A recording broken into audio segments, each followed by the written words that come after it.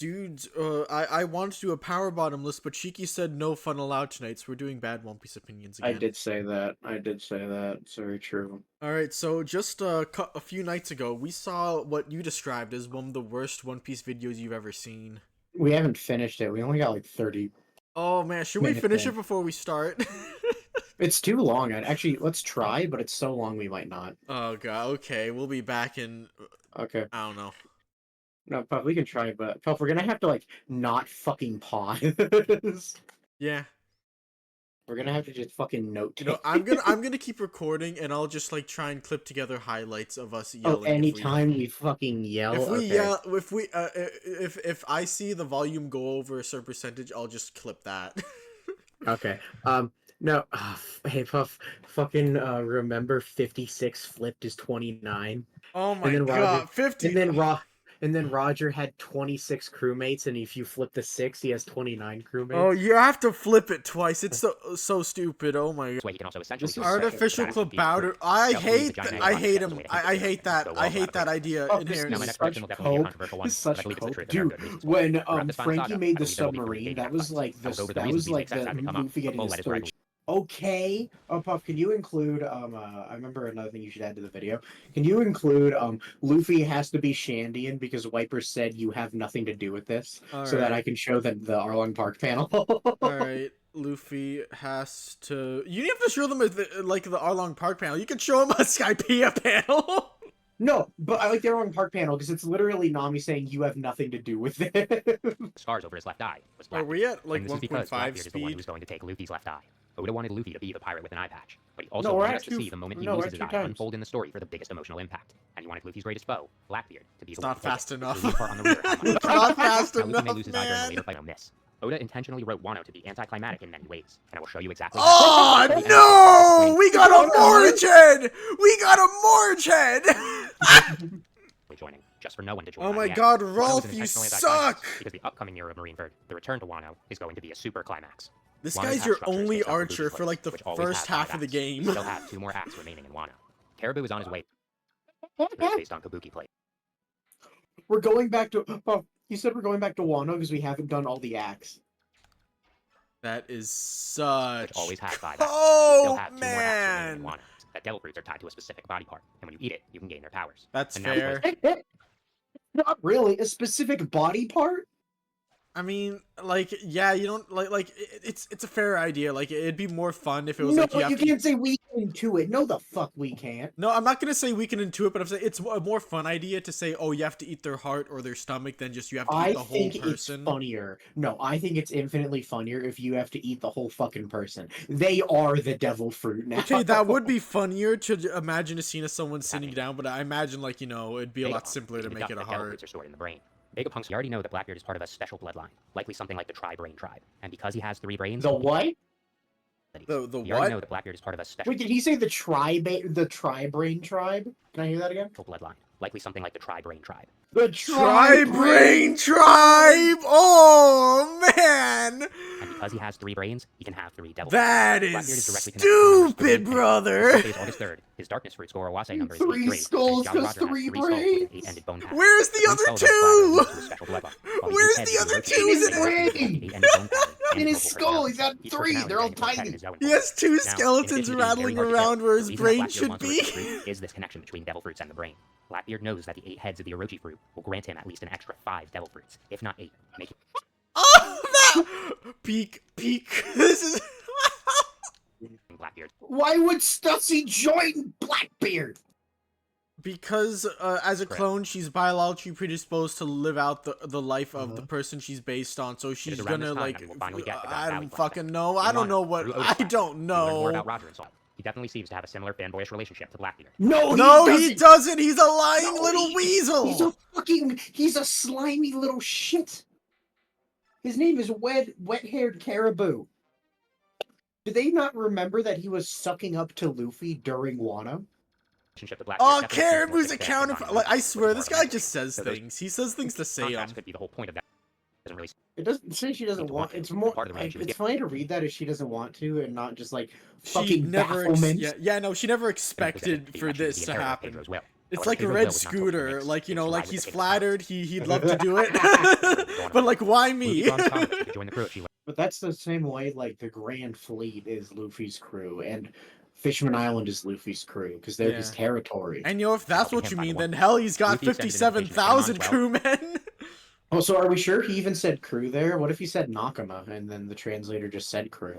Like, they only bring up when Nakama is translated when it's to their advantage. The return to Elbaf mirroring Little Garden, Lodestar Island mirroring Whiskey Peak, and Laugh. Yeah? This is my fucking... Puff, this is just the joke I made in the section of your Buggy video. Oh my god, it is, isn't it? You can just make arbitrary connections and pretend you sound smart. My Buggy Little Wars Jr. Luffy Ace one is the same shit. You can just make connections because it's fun and it doesn't prove anything. What the fuck am I looking at? You are looking at the future, my friend. Momo has the ability to control Earth Kings. This is why Momo was Earth King. What's an Earth King? What's an Earth King? Narratively for multiple reasons. Yeah, I think the first half of this video was more interesting because it was just him and his author fanfiction being funny. It would completely break the pace of Luffy's journey so far to head to marry Yamato and Tama. Well, if you're lucky, I'm carrying your ass. Which will lead us to the final chapter of the series, Romance Dust, which will be set on Logtown. This will take place after a substantial Actually, not really. It turns out when I recruit your mentor, who is actually kind of strong in the field, it turns out he's fucking shit, and you actually had better stats. That's the weird thing about Rolf. He fucking sucks, but every time I get another archer, they're worse than Rolf. I'm like, what the fuck? Alright, that took away some of my energy, if I'm being honest. You were playing Fire Emblem. You literally were yelling so loud about fucking Ralph during the end of the video. I had to mute you so I could hear his final point. I was paying attention. Oh, you lost your energy. You weren't even watching. I think the first half of that video was more interesting. It's definitely funnier, but it's like one half's like one half's like stupid author fan fiction, the other's just like dumb. Well, no, he definitely has author fan fiction in the second half. Oh no, he does, but there's less of it. Like I just remember, like we're leading with it with 31 crewmates. Yeah. Okay, so someone told us to watch this, and I got recommended it. I genuinely don't think it's a joke, so I'm gonna treat it as serious. Okay. Don't think it's a joke, but I think it's just like a guy bullshitting to try and make a video. No, because he said at the end that he has no interest in becoming a YouTuber and that he wants you to support his music albums if you like the video. So, yeah, I am willing to believe that he made a clickbait video in order to lead people to his music. I'm willing to believe that. No, because he said he has no interest in corporate culture. And I don't have to believe him. No, Puff, don't. He kind of said like it's a non-profit thing, so don't be rude. I think he just genuinely is really passionate about his theory that we don't like. I think that's it. Wow, he's really passionate about the idea that like Oda had a 5-year plan that he scrapped, and then now he had a 20-year plan from day one. No. So the big problem with this theory is at the beginning, he wants to pose that Oda actually planned One Piece way farther ahead than he did, and that the famous 5-year, I thought it was going to take 5 years, as Oda said, was a fucking lie. He was lying. And that actually Oda is only saying that lie to spread the mystique of One Piece. And that really, when Jump kept sending Oda back to remake the first chapter of One Piece so many times, they were doing it so that Oda would plan out his true 30-year story, which is insane. I know. Because like the thing is like one thing you have to acknowledge. He believes in the Goda meme way too hard. No, because like, he literally believes Oda lies about how like, oh, I actually didn't plan One Piece to be that long, and then it got that long and ballooned. He believes that's a lie that Oda spreads to make the series seem more incredible than it is. When what he's claiming that Oda planned it 30 years in advance is more absurd, especially because like he brings up a few things that I can't understand. Like he acts like Oda's not stupid. He would never think One Piece would only take 5 years. I don't know if he knows this, but like that's pretty long. It's really long for a manga. Yeah, just to give an example, Oda was famously an assistant to the Kenshin author. Kenshin ran for a little over 5 years. So maybe that's why Oda thought it would take 5 years. Is because based on his experience working with another mangaka, he's like, yeah, that I kind of feel like my story is going to pan out with about the if same I get amount a if I get a hit manga, it'll probably last around that long because that's how long hit manga usually run for, more or less. We're usually in the 5-year range. But then he comes out and he says, beyond that, which I think is the most absurd thing, that and the other thing is like he'll bring up some Oda interviews as absolute proof, but whenever there's an Oda quote or interview he doesn't like, he says Oda's intentionally lying, which is like, well, following that logic, I can prove anything I fucking want. I know, like, and like one set of interviews that he never brought up was whenever like every few years Oda would say, yeah, we're like 80% through, 70% through, 60% through. Like he ignored all of those. He ignored all of those. Clearly, he's doing that to try and bring readers in to keep them reading so they don't leave when they hear we're not even close. It's to keep the weekly leaders biting. And then, just to give a more insane example, he brings up that Oda had Brook's design planned out very, very, very early. Thus, Oda always planned for Thriller Bark to happen when it did. Dragon Ball ended. What fucking volume did Dragon Ball end at? Like 42 or something? I think so. I forget because like they Brook debuted on volume 46 of One Piece. Are you telling me Oda is such an ego-filled freak that when he started One Piece, he went in fully expecting it to outlast Dragon Ball? Yeah, because he's Goda. He planned it from day one, man. Do you understand how insane of a belief that is? Oh, he also brings up Dragon Ball later in the video, where he says that Dragon Ball in the anime was called Z because it was supposed to symbolize that the thing was going to end, whatever, who fucking cares. But Dragon Ball Z ended up lasting longer than Dragon Ball, like we do the popularity. No, it's because Z was something that Toriyama didn't want to make as a distinction, and the anime staff just had him do it. Like, there's no, oh, why did Z last so long? It's because Toriyama didn't fucking plan on there being a Z. The anime staff just asked him to do that for him. Oh. God. Okay, and then I took some screenshots and notes. Screenshot 1. First Straw Hat Crew, final Straw Hat Crew. What the fuck am I looking at? Are you sending them in No, I sent them in chapter chat. Scroll up a bit and you'll find it. Okay. So like, he tries to justify a lot of these, and they're all kind of nonsense. Like, he claims Sabo and Kobe will lead the revolutionaries and the Marines while also being Luffy's subordinates in the final arc. Like, these are going to be happening simultaneously. Yeah, which is like, they're gonna fucking what?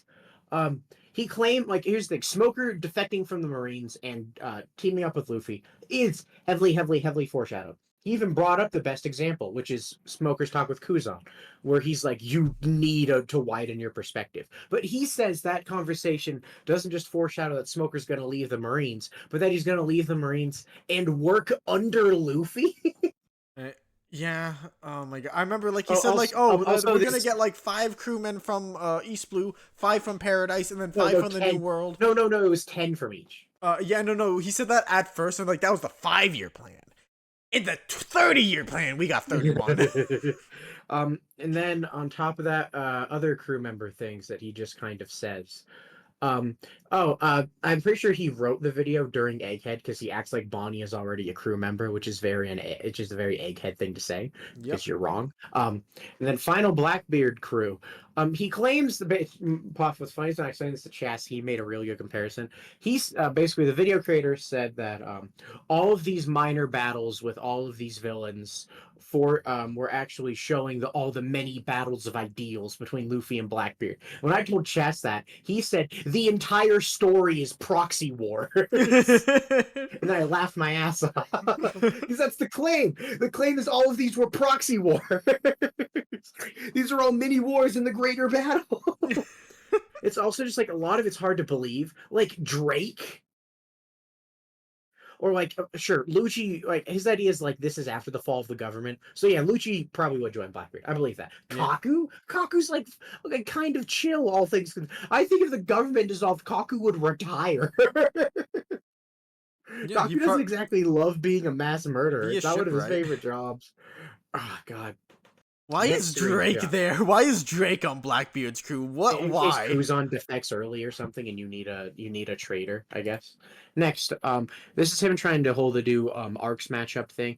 Some are fair, some are like, what the fuck do you mean Dressrosa is Jaya? Is it because Bellamy's there? And is Skypiea Dressrosa because they each have god complex villains? That's nothing. Okay, like again, like every part of the story will parallel like dozens of other parts of the story, obviously. But like, if you were going to force this comparison, Dressrosa is Alabasta. That's like irrefutable. Well, no, he says it's Alabasta, Jaya, and Skypiea. Yeah, I know. But he's wrong. He also says Long Ring is Zoe, which I can't even wrap my head around. Dude, it's because Zunisha's legs are really long and long. No, like I literally is that it? Because I literally can't wrap my hand around that. They say Water 7, Ennie's Lobby, and Thriller Bark are Whole Cake Island. Ennie's Lobby, Water 7, true. Thriller Bark is like homies are kind of like zombies cope, even though everyone was making Thriller Bark Wano comparisons for a very long time. Sabaody is Reverie, even though it's Egghead. Fuck you. Amazon Lily is Wano. I don't know what that means. I don't know. And also like Wano, also like Impel Down, sure. Notice how he had to like, you know, we're already like at the end of the story, and no, Puff. He explained it. He said actually, Egghead was another Reverie. What does this pattern show? It shows that we need to get another Amazon Lily Impel Down Marineford again. You know, just like, all right, you've already reached the end of like the first half of the story. Yeah, and he said Oda's gonna. Why did you not leave some open for the arcs to come afterward? Was that not the natural decision? Cycle again, because that's what he said. Because Oda's gonna cycle. So again. Stupid. And then I don't know how Amazon Lily's Wano. Like Impel Down, there's a jailbreak in Wano, sure. Marineford, Wano's the biggest battle we've had since Marineford, sure. Amazon Lily, he showed a really funny. Oh, he showed some justification panels. I can go through these real quick. Vivi is like Hinemon. That's true. The Yeti Cool Brothers are like Dory and Bragi. I don't know about that. Obviously, they are. They're tall boys. The Drum Kingdom Sakura tree is like when there was a big explosion on Punk Hazard. No, the fuck it's not. What? Luffy hearing that Ace is gonna die is paralleled by Luffy telling Tama that Ace is dead. Very deep, very true. Fascinating. Momo almost getting killed for his dad is like Ace getting killed for his dad, if you think about it. Obviously. And then also he has some matchup predictions. Luffy and Kobe versus Teach because it's rocks, sure. Zoro and Momo versus Kaido, and Sanji and Pudding versus Big Mom. Now these are interesting because all he said is basically the times they already faced off against these emperors are going to happen again, but they'll be slightly more successful. Like Zoro is going to kills Kaido. Like Zoro's going to use his ties to Wano and his vague Shimotsuchi lineage to kill Kaido. Except he says that the reason is because Kaido killed many people of Zoro's bloodline, whom Zoro doesn't give a fuck about. Like Yasu died, but one, that was Orochi, and two, just one. It was Orochi. And then like Zoro's like great uncle died. Okay, does he know him? No. Like it's such a like this is supposed to be the final battle, but this has nothing to do with like Zoro's dream. No. This is the second to final battle. No, this is the second to final. The final battle will be Mihawk. Okay. Also, his theory didn't include for the Seraphim, which is kind of weird. Whatever. And then Sanji, and so Zoro's going to unlock Super Duper Conquerors because he's in Wano, the land of his people, and then kill Kaido. And then Sanji's going to bake a cake so good Big Mom dies. As in, again, the things Zoro and Sanji already did to a diet degree, they're just going to do again, but marginally better. That's lame. That is lame. That's lame. And then Smoker, Tashigi versus Kuzan. Sure, he gave a funny thing where he's like, Awakening will make his smoke hot and he'll defeat Kuzan. It's like, dog, is One Piece. You don't need Awakening to make heat. You can just do it want to. That is probably the most believable one, and even then, I'm not even sure. No, I always like the idea of Smoker fighting Sakazuki, even though I know he's like 5th in line. I still want him to. Dude, there's so many people in line to fight Sakazuki. It's great. And then we have this planetary thing where Nami or Buggy represent Mercury, just like War Curie. Sanji represents Venus. Zoro or Kid represent Mars. Usopp or Yamato represent Jupiter. Bonnie is Saturn. Hancock is Uranus. Shirahoshi is Neptune. Momo is Pluto. Luffy, Vivi, and Law are the sun, the earth, and the moon. Teach is the eclipse. And then Eam and Garling are also the earth and the moon. Dude, I just said a lot of things just Notice how he called the eclipse Orochi. Orochi's also the Eclipse? Why? What? Oh, because he's stopping the dawn. No, and here's the thing. None of this makes any fucking sense. Like, Luffy is the sun. Vivi might be related to the Earth. I don't know how lost the fucking moon. Wouldn't Shanks be the moon? Fuck it. Teach is an eclipse. Sure. Teach being a moon, an eclipse, the Earth. Those are all. I don't care. One of those will happen. Yeah. Momo's Pluton because fuck you. It was never a ship. We hate fun. Die. Yeah, he's gonna control Earth Kings. The other thing is also he thinks that the One Piece world used to be heliocentric, but then Eam made it geocentric, and Luffy needs to make it heliocentric again. Nothing I'm saying makes sense. This may as well be me explaining Sailor Moon lore to someone who doesn't care about Sailor Moon. This doesn't make sense. He's just saying things. Like, honestly, like, fine, sure, like all right, that I wouldn't hate if that happened, but like, it is just another thing he says. Yeah. He just says shit. Like, that's the best way to describe it. He just says shit. Same with the idea that oh my fucking god! That God Valley was knock upstreamed into the sky. Moria grabbed the scraps and made his island ship. And then the knock upstream that blasted into the sky, guess what? God Valley is also the weapon Eam is spamming. And then when God Valley aligns with Marijwa and Fishman Island, that's when the true battle will start. And it'll shoot a super laser, blasting through all the aligned planets, fixing everything. I am just saying shit. Also, he thinks Blackbeard's good. He thinks that devil fruits are in the brain because Vegapunk has a brain and his devil fruit still works. That could just as easily be your devil fruit is tied to your life, and until you die, you don't lose your devil fruit. That's what I buy. But his idea was like it has to be a body part because Big Mom ate Mother Caramel, to which I would say, well, she ate the whole fucking thing. I know. It's like I could accept if it's a body part that's like one of the most believable things he says in the video. And it would have to be the brain because Vegapunk lost every part but his brain, I guess. He then says, well, Orochi's fruit grants you multiple heads. Thus, Teach is going to eat that, granting him a bunch of fruits. So he thinks he's going to have the Darkness Logia, the Ice Logia, and the Magma. It's the Cold Logia, and the Magma Logia, the Quake Fruit, the Soul Fruit, the Shadow Fruit, the Orochi Fruit, and the Azure Dragon Fruit, all at once, which sounds like the final boss of a solo leveling knockoff. Yep. I'm not, just a little mean of me, but it does. It's like, oh, look, it's every fucking thing you can think of. All right, and now let me go through my notes. I love notes. Oh, wow. You didn't even touch your notes yet. No, I was just going through the images.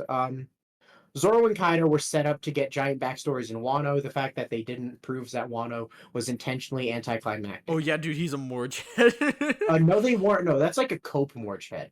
That's like, no, Morge, you understand, it was subversive. It's like, no, they weren't. Zoro was set up to have ties to Wano, which was explored through the King fight, where his ties to people he doesn't know or give a shit about does not as matter as much as his ties to his captain Luffy and his best friend Kuina. Kaido had a past that we learned about. It wasn't that important, so we moved on. But his point is, no, they were intentionally shit. We're going to go back to Wano and have a second Wano arc. The raid didn't fail, but we are going to have a second raid anyway. And then we'll get the true Kaido backstory, which he kind of talked about like it's just a Rock's backstory. So at that point, is it even a Kaido backstory? And then we'll get the true Zoro thing, even though from what we know, Zoro is like, people keep saying we still need to learn more about Zoro. Zoro is still one of the most mysterious Straw Hats. He's an orphan who was trained by his uncle and grew up with his cousin. That's not that fucking weird. The only mysterious thing about Zoro is like, is Ashura the cursed sword, or is it just weird shit? I think that's the only mystery. Shit. That's the only real mystery around Zoro. No, because, and it's literally, like, Zoro I can take it or leave it.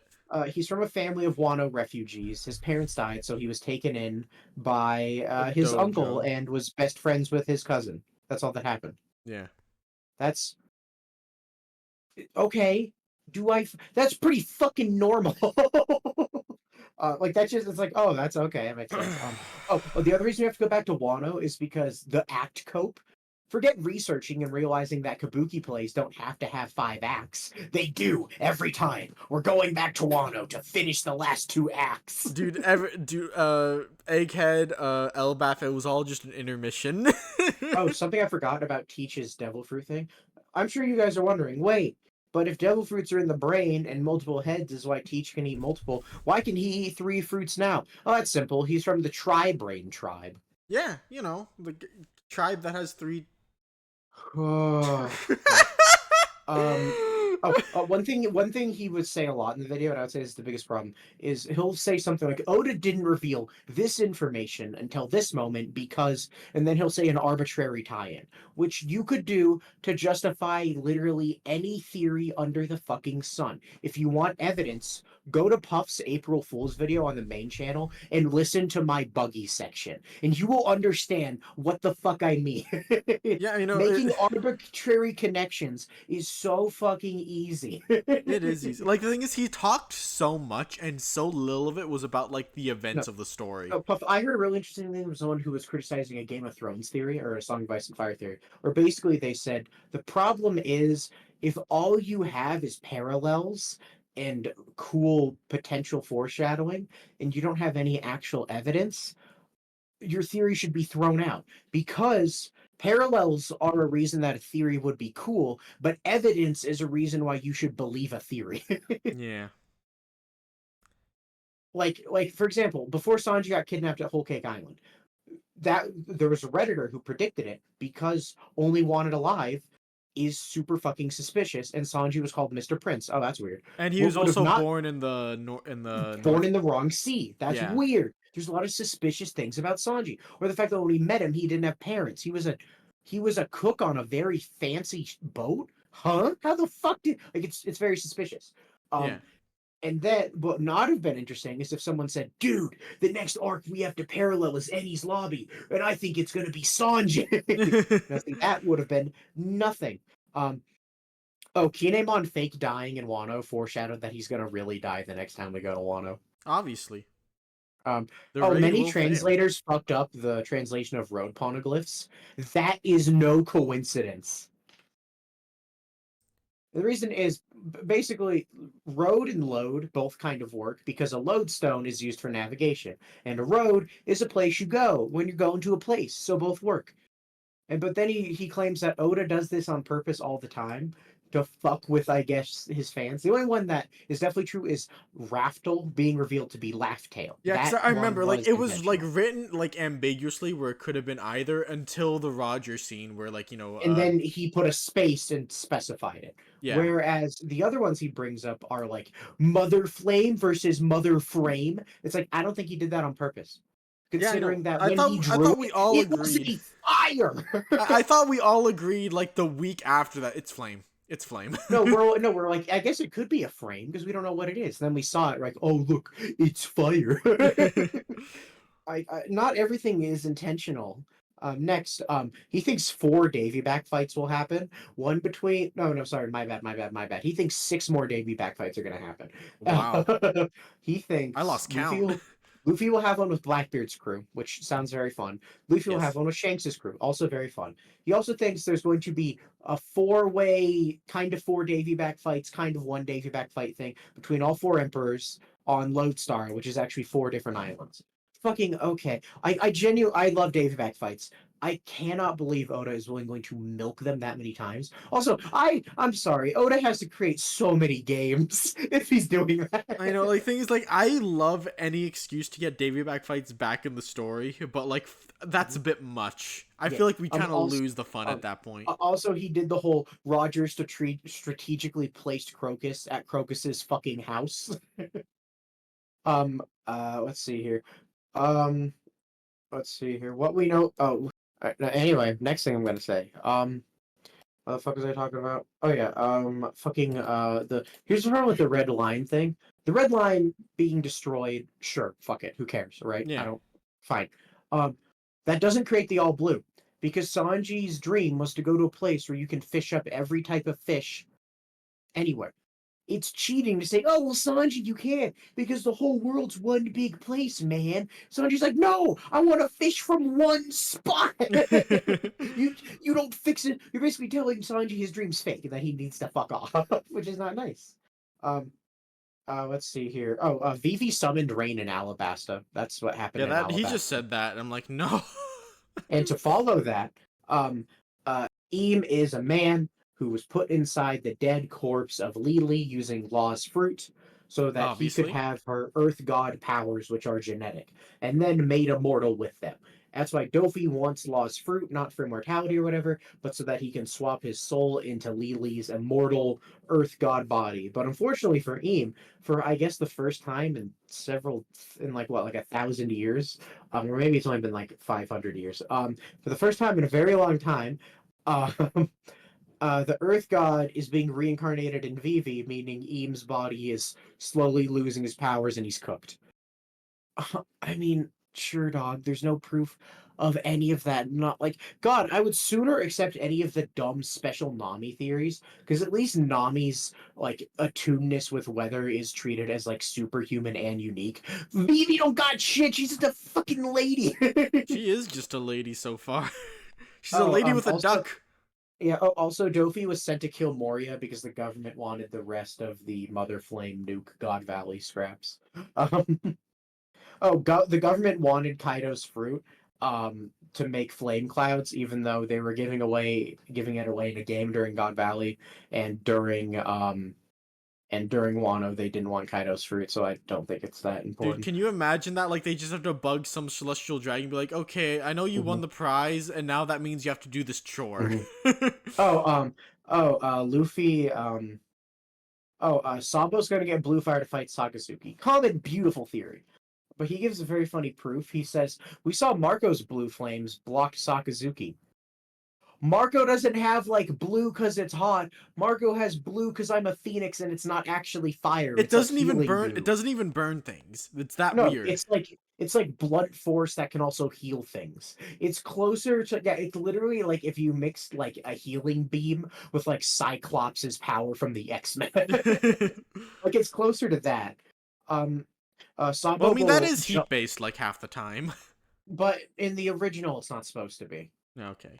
They fuck that up. Not the original. In most incarnations, it's not supposed to be. It's supposed to come from a member. His eyes open a portal to a dimension of sheer force. Oh, right. Yeah, I completely forgot about that. I'm talking about that. Let's see here. That's kind of it. Basically, there's a lot. Honestly, I think the problem is even when he brings up really fun ideas, like Luffy will beat Shanks in the Davy back. Shanks will beat Luffy early in the Davy back fight and take his hat back, and then Luffy will win it and take the hat back from him. That's a very cute idea, but the problem is he like poisons the well because he spends the first like 20 minutes just making up fan fiction about Oda in the most weird fucking way, where he knows when Oda is lying and telling the truth, and knows the true secrets behind all of the one-shots Oda wrote and which ones were tied to which plans. Actually, the 5-year plan was the one Oda wrote in middle school, and the 30-year plan was my dumb draft joke. Of Romance Dawn. My dumb joke about having an aunt with a psychic link with Oda. This is who I'm joking about. Yes. This is the type of people I'm talking about. It was a painful video. It's so bad. Painful. No, it's annoying.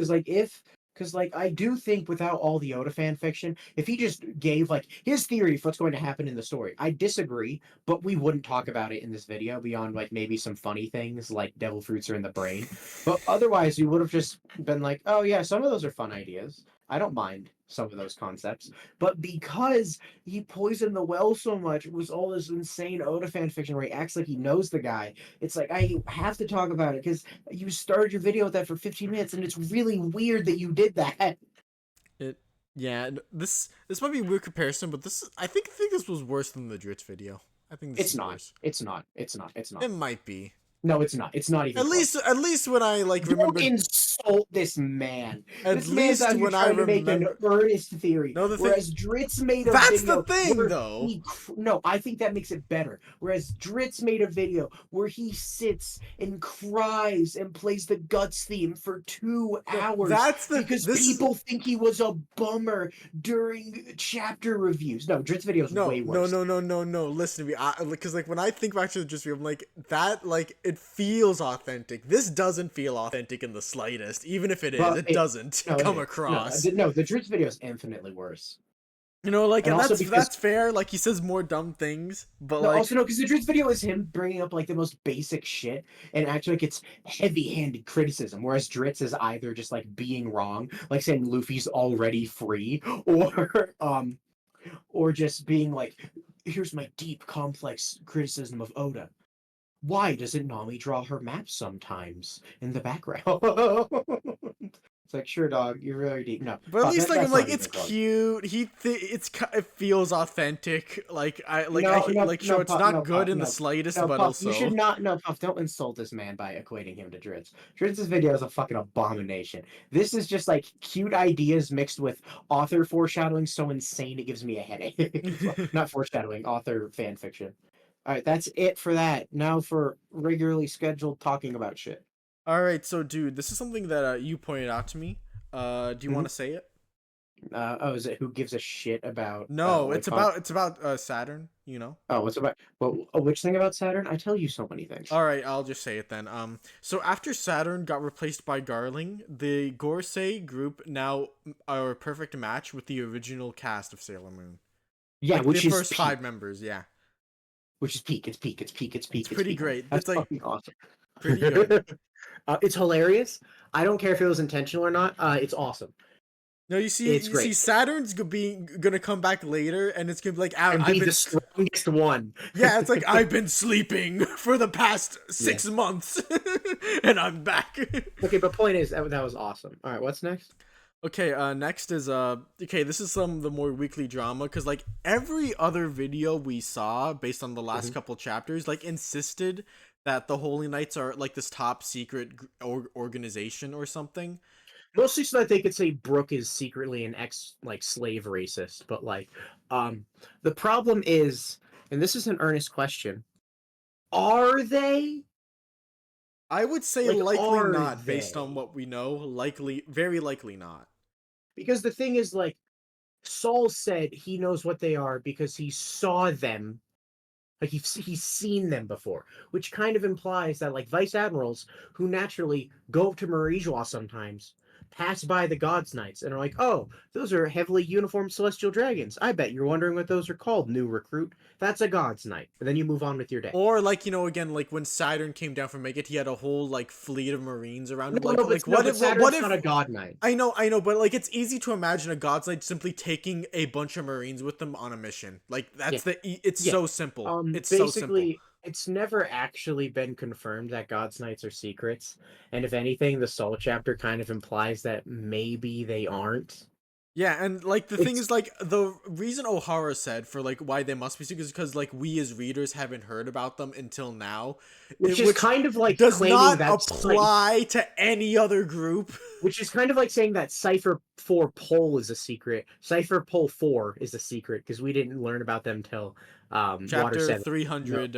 Even though every Cypher Pole besides 9 is public, including CP0, who we didn't learn about until Dressrosa. CP0 is a public figure. Everyone knows they exist if you just like are curious. Yeah, and we didn't hear about them until like chapter 700 something.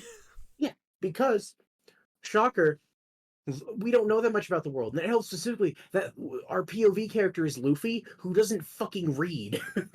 Yeah, and like again, you could apply this to like every group. Like we didn't hear about the Yonko until like chapter 430 something. We didn't hear about like Whitebeard until like chapter 200 something. Thus, he was a secret. It's like no, it's more so just like they're outside our immediate bubble of knowledge. Because like the point of the God's Knights mainly is to do secret, mean coups and be law and order keepers. Of celestial territory, from what we can tell. Yeah. They've never fucked with celestial dragon territory, and this is their first time seeing them do a secret coup. So like that's why they didn't know. Wait, Robin's gonna tell him. He's like, "Hey, Luffy, you want to know a fun fact?" And he's like, "No, I hate fun facts." It's like maybe they're like somewhat secretive, but from the way it's being shown in the story, it seems like they're more so just a group that not a lot of people talk about. Yeah.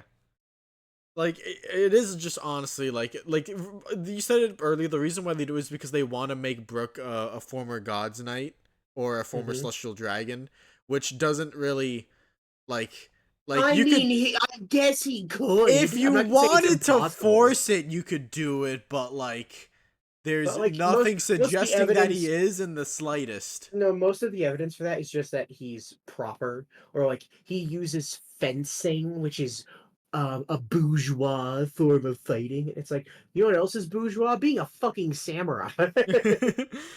So no. Dude, you remember when Ohara lied and said that Garling used a fencing sword, even though him and everyone's grandmother compared that sword to Shanks' saber? Well, no, that was more so Ohara was being kind of a rat and using the definition of fencing that kind of applies to a much broader definition of European swordplay. Oh, so now he has nothing to do with Garling, so why would you point that out? Yes. God, so what's next? Okay, next is, Luffy has to be a Shandian because, you know, him ringing the golden bell wouldn't mean anything otherwise. What's funny is to prove this, a lot of people will put an image of fucking Wiper yelling at Luffy and being like, "You have nothing to do with this place. Only one of Kagura's descendants can ring the bell." And then they cut it there, even though literally the next panel is Robin being like, "Actually, Luffy wants to ring it for Cricket, the descendant of Nolan." And Wiper's like, "Oh, never mind. We're it's like, do people forget what happens immediately after? It's such a rat thing to do. And the funny thing is, like, even if we pretend that makes sense, it still doesn't work because, and this is a big one. Can you put the Nami Luffy panel? You have nothing to do with this. Oh wow! Wait, Luffy sticking his nose into something he doesn't have any direct connection to because it affects people he likes. Why I never Luffy openly admits that he sticks his nose into problems that aren't his all the time.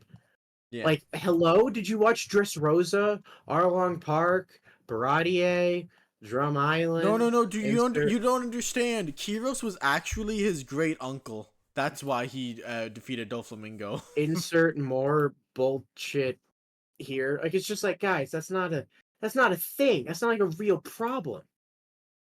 It's not. Like, it's a type. Yeah. All right.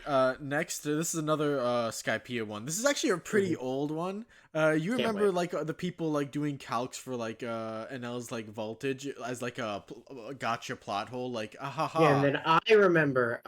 You can do the smarter version. I want to do my dumb one first. All right. Back when I was a little amino power scaler, I took one class on electricity and learned that volts don't tell you that much. They're actually part of actually to figure out how deadly they are, it's more useful to use volts along with amps to figure out wattage. So I, like a smartass, anytime someone would say, "Enel's not that strong, his voltage is only blank," I'd say, "What are the amps? What's the wattage, fucker?" And then they'd get mad at me because I was being obnoxious. But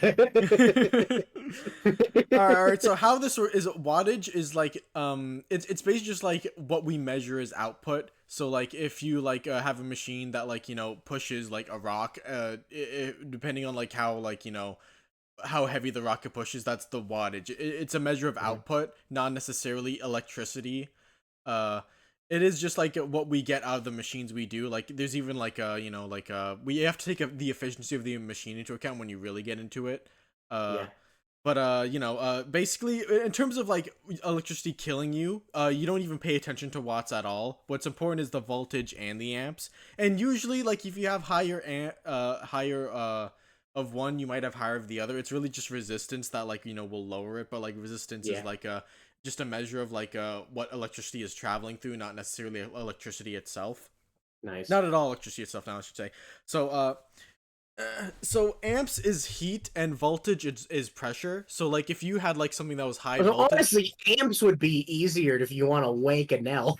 And the thing is, we don't even have that. Well, the thing is, like, you could like say that like it's inaccurately portrayed because like Nell's like doing it in voltage, but like voltage, like if you do something like that was low amperage but like high voltage, like if you touch that like a machine that was like high volts, low amps, you would get blown back, and you might like your fingers, your hand might explode if you touched it if it was a high enough voltage. But like you're more likely to survive than if it was like high amps, or at least like because like amps, like it'll cook you. That's how it's described to me in class, is that it will cook you. It's especially dangerous if it's like if it's high voltage, you get blown back, you lose a hand maybe. But like if it's a certain like amount of voltage, it becomes really dangerous. Like I think it was 347. Oh, I think that's it. 347 is the most dangerous that people work with because it doesn't blow your hand away. It fucks with your body's nervous system and clamps your muscles in place. And if you hold on to electricity that's like like more than a few amps for too long, then you die. Like for more than a few seconds, you die. You're dead. You're done. No chance. Nice.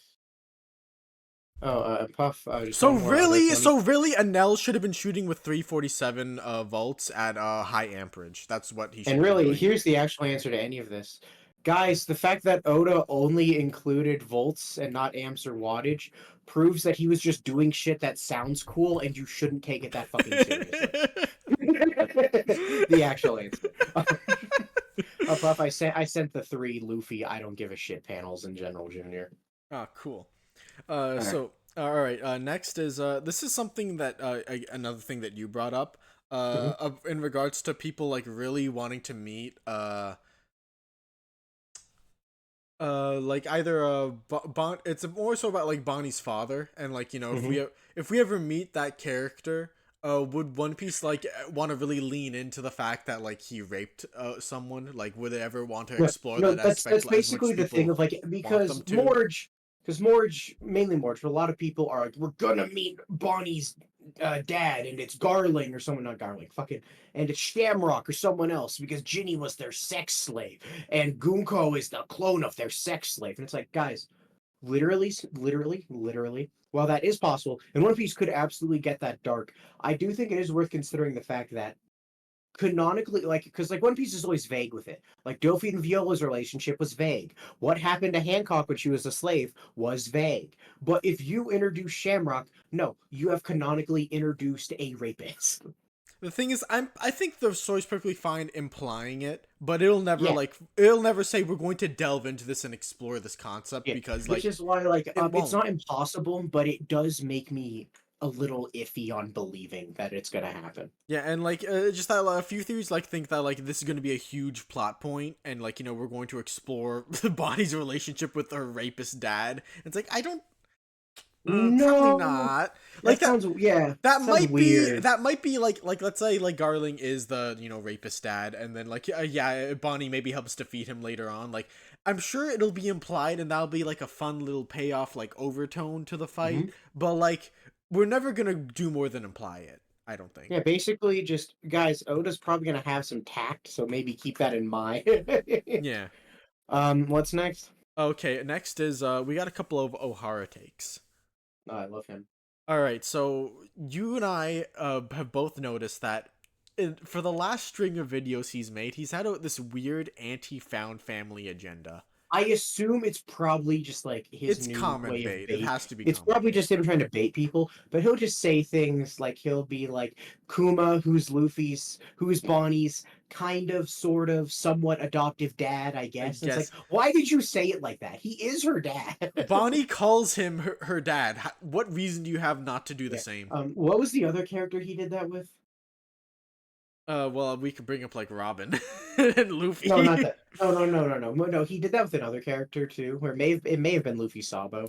It was siblings. It may have been Lami Nojiko. He had another one where he's like, they're kind of sort of siblings, I guess. It's like, why are you talking like that, Ohara? Why are you talking? Like, I know this is rage bait, but stop it, because it's not pissing me off into commenting. It's pissing me off into whining on Evil Pop. But it's not going to get you to comment, but it might get someone else to comment. I know it will. It's like, why do you word. Like, it's clearly rage bait. Everything he does is rage bait, but still. Yeah, okay, so another thing he probably said for another, rage bait was, he said Egghead wasn't a Sab-Odi parallel, which, like, feels a little... Like, again, like, lots of parts of the story will parallel lots of other parts of the story. I don't think that's, like, a huge deal. But, like, there are, like, Kizu's inclusion, I think, like, they do directly call back to it. Or, like, the anime did this pretty recently. Shocky being like, hey, Luffy, you're 100 times weaker than Rayleigh. And then when Luffy kicks Kizaru, the guy Rayleigh had to protect him from 2 years ago, Luffy says, I'm 100 times stronger than I was. That is not subtle. That is blatant. Yeah. You can also bring up, like, that's when we first learned about the Pacifista, and then, like, just Kuma, Pacifista, Sentomaru, Kizaru, bubbles everywhere. You're supposed to draw some connections. Yeah. Like, at least a few. Also, they punch an even bigger dick Celestial Dragon, but because they're important, it works this time. Like last time, Bonnie prevented Zoro from attacking a Celestial Dragon, but this time Luffy encourages Bonnie to fucking kill one with him. Yeah, it's fun. Like, it's cool. It's all like, there's very cool, interesting stuff there. What's next? All right, this is another Ohara take. This was probably like it kind of felt like the. In terms of pure rhetoric, this was like the worst theory he put out in a while. Okay. So King Harold was a sleeper agent who was frozen asleep in Mary Joa and then awakened to be sent to Elbaf to make the kids gay and weak. Yep. That makes sense. There's so many holes in that. Can you bring up my favorite one, which is the breedable one? Yeah, okay, so first off, the government wanted, like, giant soldiers. Like, they paid Caesar to try, or they didn't pay, they tried to make some with, like, experiments back in the day. That didn't turn out too well. They tried to recruit a bunch of Elbaf guys. That didn't hold out. Yeah, and so if they just had, like, King Harold, like, a giant on who's loyal to them, he could just make some kids and then bring them back to Mary Jo or whatever. Right? Just like, because obvious things, Harold is part ancient giant, meaning his kids might end up even bigger. Proof: Loki's the size of horse. Second, fuck it, they don't even need to be full bred. They could be half human, because as we see with Colin, half human, half giant is still pretty goddamn big. It is. Basically, it would have been easier to just have the guy that's loyal to them make them some fucking kids. Like, it makes sense why they couldn't do that with Oimo and Kashi, because Oimo and Kashi were basically slaves there under a lie and blackmail. Yeah, I know, like, it's hard to make them do much. Like, the thing is, I doubt you'd be able to get them. Okay, get kids and then, like, give them to us. It's like, no, we can trick them into being our bodyguards. We can get that. But, like, if Harold's just loyal to you, just have him do it. I know, and then, like, another thing is that, like, Elbaf, like, we had a whole talk about this. Elbaf discriminates against non-Elbafian giants. It's xenophobic. So how did an outsider become their king if they're xenophobic? That also makes no fucking sense. Unless you're supposed to believe that, like, oh, they recognize him, in which case they'd be like, hey, you have an age, like, we're old, but also, you look younger than Jor-El despite being 500 years older. What the fuck? Like, it doesn't make sense in a lot of ways. No. Also, I like how in the last chapter, or, like, maybe the one before by the time this gets out, is that they actually, like, brought up that the library and the school is, like, something worth protecting and not just a thing making the kids weak and gay. Yeah, very nice. What's next? Alright, next is, who gives a shit about the Oykot Kingdom? There's so many Nami theories, and one is called, like, the Revenge of Oykot Kingdom. Guys, Oykot's name has only been mentioned twice. Once was in a Beaver card, and the other was on a map for 5 seconds in the live action. Yippee. Oykot, everybody! Like, again, I'm not going to say it's impossible. It's possible. It's possible. We learn about Nami's backstory, and Oykot is very, very important. Yeah, Oda can make whatever reasons he wants for any inclusion. Step one for that is to, like, have us familiar with the name of the player. listen, it could be a need to know thing. Like, like we could like he could just like hammer out a Nami backstory where suddenly the Oykot Kingdom's super significant and important or whatever the fuck. But like until he does, you have no reason to care. It's like Luffy's mom. Like, could the story do it at any second? Sure. Should you care? Anything now? I think Luffy's mom makes more sense because of like the fact that like Dragon flashback super likely.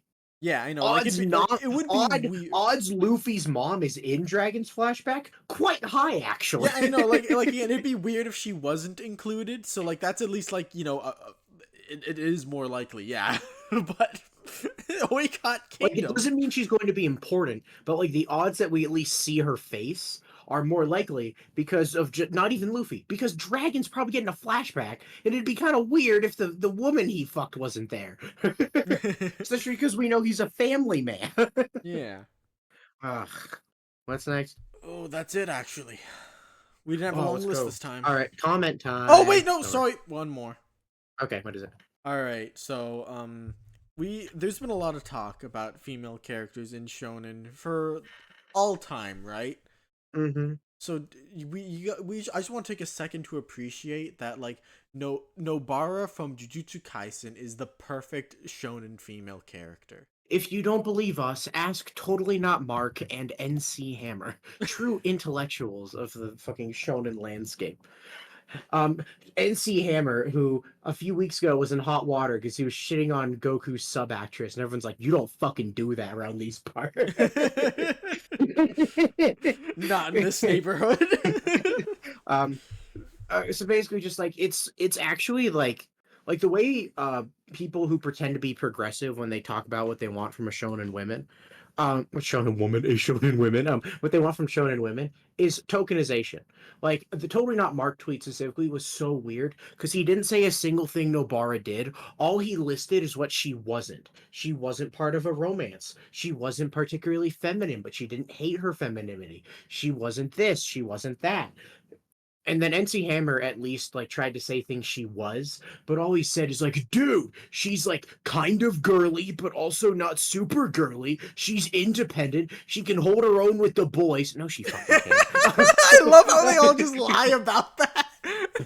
It's funny too, because it's like, guys, almost any big show. I won't defend Dragon Ball. Dragon Ball's women are kind of mid, but most big shonen you can think of have better female characters. Even if you hate Sakura, die, because you're weird.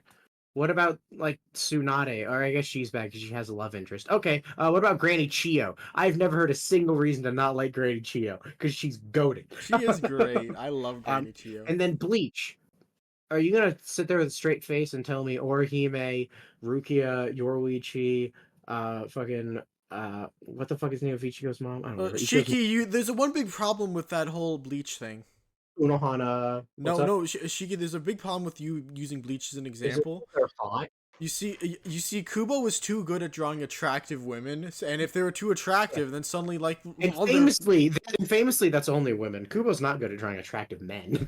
No, he does with the men too. Objectifies everyone, and that's a problem. He shouldn't do that. And like the thing is, it's fine with Nobara because Nobara isn't drawn really hot because JJK doesn't draw as hot women as Gege doesn't draw women as hot as Kubo. So Jujutsu's just not good at drawing hot women. Gojo's the sexiest character in the series for a reason. Yeah, no, God, it's just like, guys, it is just like, it is tokenizing because like they will always call, like, I'm gonna be petty and bring up Lucy. They will always call Nobara from Jujutsu better than Lucy from Fairy Tail because Nobara checks more boxes on their vague list of like not too feminine, doesn't have a love interest, doesn't have fan service, is vaguely strong but not really. I'm lying with that one. Instead of actually being like, oh, look, Lucy has a consistent, interesting character arc that develops over the course of the series. She has many interesting, complex relationships with the people in the guild and enemies that she faces. she has like 3 fucking backstories. And then you have Nobara, who is comatose for half the fucking manga. And the only arc they ever seem to give her is the sexism one. And then they give it to Maki and don't do anything with Nobara because she's not a fucking fully fledged character. The totally not Mark thing kind of like made me a bit mad because he said like Nobara might be the best example of Gege's writing, or like the best like example of how he's a good writer. It's like, really? That feels like an insult. Yeah, like, JJ, like I know we kind of clowned on JJK a bit in the last week, but it's good. There's a lot of good things in it. Even and you pick Nobara as like the peak of what this man's capable of. He was early in JJK, but even then, if I was gonna praise early JJK's writing, I would bring up like Sukuna is a very intimidating force. Gojo is fucking immaculate, or like Yuji's arc with his friend who gets turned into a puddle. That was very fun and unique. It's kind of crazy to hook up the main character with his buddies, tear them away, give him a new friend, and then fucking pop the guy in front of him. Or like Mahito is a very fun, hateable villain. Or there's just a lot of good setup in early JJK about like the Samsara cycle, what curses are. There's fun, interesting stuff in early JJK. Yeah. But no, it's fucking Nobara because she's not too girly, but is still girly enough, and she doesn't have a crush on anybody, which is what a good character is. Even funnier because Lucy doesn't have a confirmed fucking love interest. Give it a minute. Give it a minute. No, we'll get one by the end of Century Quest. But it's just annoying because it's like you're using a performative type of progressivism to be tokenistic and dismissive. You're like, oh well, they're a shonen woman who's not a tomboy, thus they're a bad character. It's like, fuck you. Yeah, it is like you know what's a great video I saw earlier today? What? I forget what it's called. Oh yeah, the Bechdel test. Do you remember what that is? Yeah, it's objectively stupid. I know. So like someone applied that to every game in the Sonic franchise. Mm-hmm. And she said upright, like, you know, I love the characters like Amy, Blaze, Rogue, they're great. However, let's see how many passes, and like it was very inconsistent because like sometimes you only have like one female character in a game. right. So it's like, all right, immediate loss. This one, like, you know, like Amy and Tikal, it has 2 characters, but like Tikal's only like the tutorial, like, you know, tells all the characters certain things, so it doesn't really apply. Yeah. Or like and it's just like it just goes through, like, it is stupid. It's always bad when you try and tick boxes. Yeah, because I think, like, I said this in the EPO video a couple weeks ago, too. It's like, you could have a story with nothing but women never talking about men, and it could be the most misogynistic thing you've ever read. Because, like, what if all they do is talk about how they hate hard work, they're not built for it, they're made to shop. They gotta be shopping. They were clearly born to shop and sit in the kitchen. That would be a misogynistic piece of shit, obviously. But they don't talk about boys. Stupid, dumb. Okay. All right. Okay. I guess like we can. I guess we can. I remember we got one comment asking us to talk about Totally Not Mark. I guess we could. No, we can get to that. I'll just go through all the comments. I just thought because we were just talking about him now. So it seems like sure. Okay, so I kept asking. It's funny, as I was gonna be nice about this, but then there's no bar tweet pissing me off, so I'm not gonna be nice. I've never heard an interesting analysis ever come out of Totally Not Mark. He will give you very fun historical facts about Dragon Ball, and that's very helpful. But when it comes to analysis, he's either boring, bland, or wrong. Yeah. His old Gohan analysis was terrible. He made the fucking Bulma, the female character, the greatest thumbnail of all time. Or just like he also like revitalized a lot of really annoying arguments. Like he revitalized the Chimera Ant is bad in the manga because it's too slow. He revitalized that after it finally fucking died, and he's wrong. It's not too slow. Read, you fucking illiterate fuck. And then, I remember like when I think I saw his One Piece videos. He popularized people saying that Zoro versus Luffy at Whiskey Peak is out of character. He's the one who popularized. Yes, like a lot of like bad or weird takes from him, and like I remember I think I saw like his early One Piece videos as like he was making them, but like each one of them was just like real boring. It's like, oh, this is how we build up Arlong as someone you want to see get punched, and he did a mean thing, and so now it's satisfying when Luffy punches him. It's kind of like it's made for kids in a writing class trying to learn basic concepts. And I remember there was a comment that made you really mad. That was under a Crashdwarf video about Totally Not Mark. Oh, what was it? It was, this guy's kind of like a Totally Not Mark clone. Oh, I got so mad! I got know. So mad! Crashdwarf is so fucking goated and awesome. Like, he has such interesting, good fucking takes, and he's like so thorough and explaining all. Yes, I am a old school Crashdwarf nerd. And he fucking, like, he made an entire series dunking on his old fairy tale series, and he realized he was wrong. And he's so fucking cool and goated. Ah. No, like, literally, cool. Crashdwarf is this ancient, he's like an ancient wizard. Yes, he's been here since you were a baby. Yeah. He's so cool. Okay, I remember, like it's reminds me of the comment where people, like, someone said, oh yeah, oh no, the reason why some people love Morge because he was the first person to talk about why One Piece was good on YouTube in an analysis sense. And I'm like, no, Crashdwarf has been here since 1953. Admittedly, Morge's old videos are super old and a lot better, but still. Not all of them. He made one where he said that Oda planned Dressrosa from Saba Odi and used Law as an example, which is wrong, but like otherwise. Next, comments. There's literally a TV special where the Straw Hats join a theater troupe. It's peak. I know what he's talking about.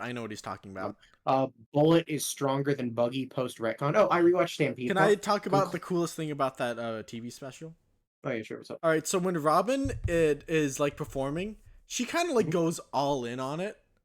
Awesome. Like it's kind of like she like Robin's obviously a very duplicitous like good liar because she's been she's having fun lying. Yeah, so no, I don't think she's having fun lying. I think it's like I'm not lying for like to be convincing. I'm lying for the arts. I think she's just very passionate about the arts because like she's very like Shakespearean, like with very like big hand gestures, and that's very awesome. dramatic. I thought that was really great. I think that was a really good inclusion. That sounds super funny.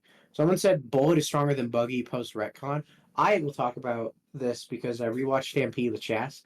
Stampede is not as bad as I remember because Stampede, terrible theater experience. The peak experience of Stampede is watching it with your friend on Discord so you can pause every 3 seconds and pick out all the little Where's Waldos in the crowd.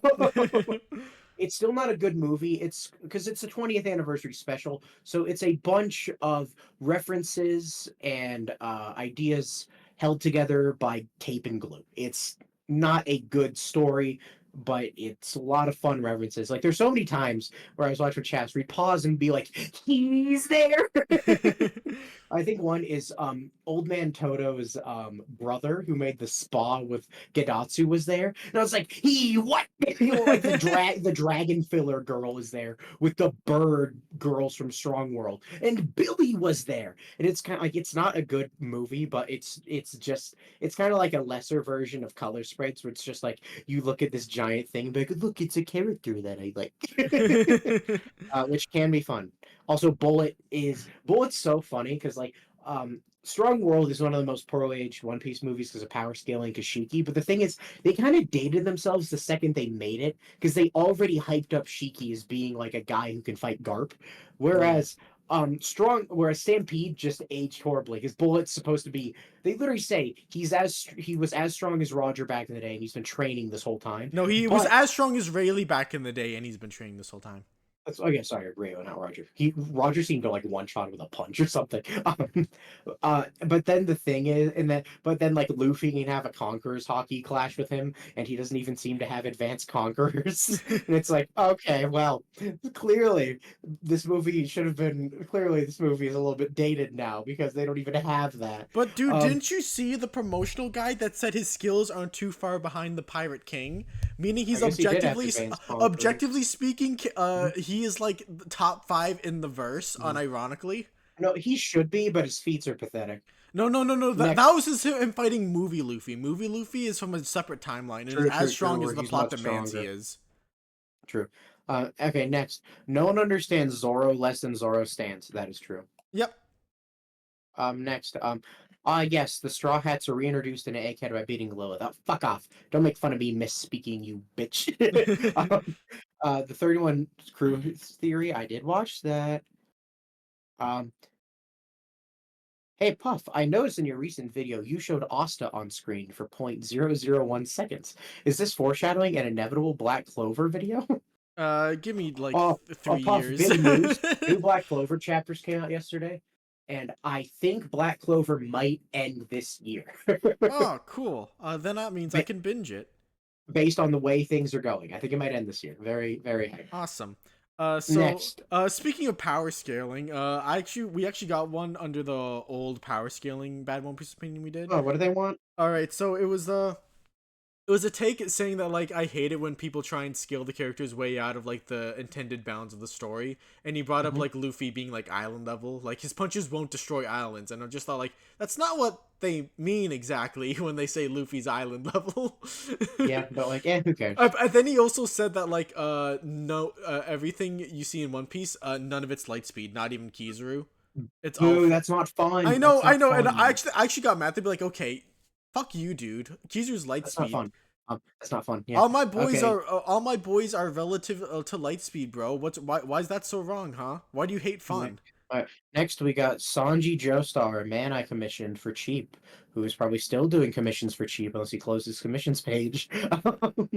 I think the anime should have started with Chapter 1's contents. I agree, but clearly they wanted to introduce like more of like the idea that this is a moving cast. It's weird. Apparently we didn't get an adaptation of Luffy punching the Sea King until episode 500. Was it not shown during the Shanks flashback? If so, that's fucked up. I could have sworn it was. Maybe we're I'm gonna hope it was. Let's see here. And that was just Zoro talking out of frustration. He was trusting Sanji to keep an eye on the crew when they arrived, and Usopp was panicking. He literally said Sanji would never let them be harmed. So for him to learn he just left to get married made him mad, until he learned the whole situation blackmail. Like, why do people think Zoro was listening at the window? Even Luffy called out to on worrying about Sanji. Yeah, basically people can't handle the fact that Zoro and Sanji are gay for each other. Do an Ippo dick tier list. That'd actually be really easy because that's just another way to say rank characters based on how close they are to being Ippo parallels. because that's what it is. The closer you are to an Ippo clone, the bigger your cock. That is the rule.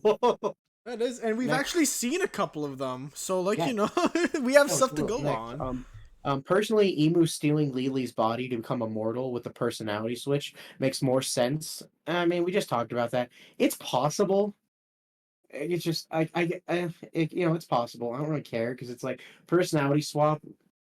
Like without the Earth God theory, Emu stealing it, would have to be either that's a thing Eam can do without Law's Fruit, or Law's Fruit made Lily immortal, died, someone else immediately ate it, and instead of making Eam immortal, did the personality swap and said good enough.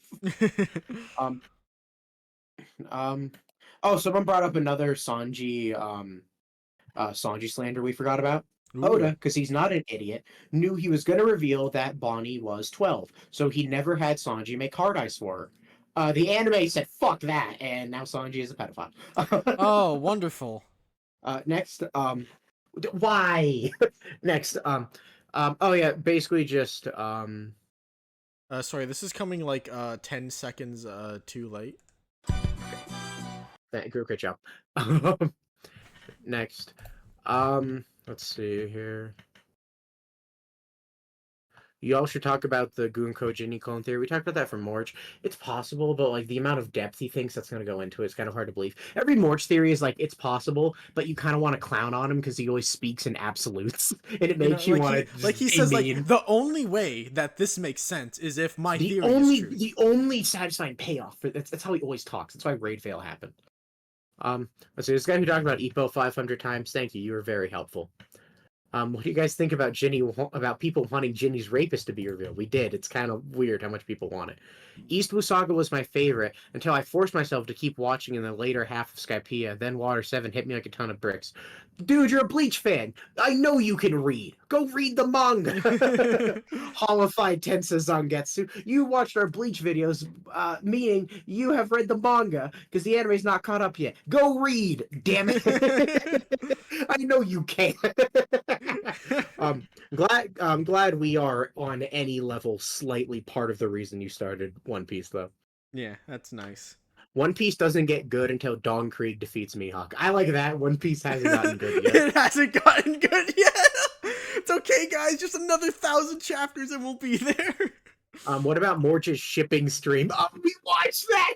We did watch that. He said Luffy Nami was obviously Oda's favorite ship, like, whereas Luffy Vivi is clearly just a beautiful platonic relationship, and the ship is only pushed by weirdo. He's like, did you miss the SBS where he said they're all in love with adventure because he's not interested in writing romance between the crew? But no, he clearly really wants to ship Luffy and Nami because the Straw Hat scene, dude. It's very funny. Dude, if you pretend Luffy is bi, you can make as strong a case for Nami as with every other crew member. It's on play, dude. Now, also, the tier list sucked. It was the most heterosexual thing I've ever seen. Yeah, I know, dude. One Piece would never introduce a gay character. Like, obviously, it's not that type of series. Yeah, what? They don't have a single gay character. Not a one. This is an anti-queer space. Someone brought up the 31 Crewmates theory again. Someone said they'll like if he's right about anything. I think he has to be right about some things, because he literally made predictions about literally the rest of the story, and some are cool and fun. So I'd like if he's right about a few things. The thing is, he said much that it's like kind of inevitable that something will be kind of true. Yeah, like, wow, Sabo might have blue fire. That's kind of boring. But like, also, like, some of his I just genuinely hope happen. Like, any of the Davy back fights. Any of them. All I need is one. I think hype moments in orbit is definitely a reason people say One Piece gets good at Arlong Park, but it was more so Nami's backstory and character arc. Well, obviously it's also great. I just mean, like, that's what's unique, because, like, I like Nami's backstory and character arc more than Sanji's, but, like, Sanji Baradier was the first, like, long, tragic, fucked up One Piece backstory that had the character go through major growth. So, like, that wasn't even the first. But the other thing with Arlong Park is, yeah, it is Nami's arc has spanned the entire saga because she's been here for so long. But yeah. I still think the main reason is just hype moments in Aura. I already made this joke to you, but whenever I hear hype moments in Aura, I just think of Subspace Emissary from Super Smash Bros. Brawl. Hachi says Chu is alive. No, my theory. I'm so sad. Oh. Usopp didn't kill a minority with a hammer. Thoughts on the leg hair theory? As it stands, Oda has given characters with hairy legs contradiction power bottom video. What? Oh, we need to do some research. Minor headcanon. I think Hachi became a swordsman because of Rayleigh. That's cute, because he would swim up to the surface and come drink juice in their bar when he was little. That's cute. Why not?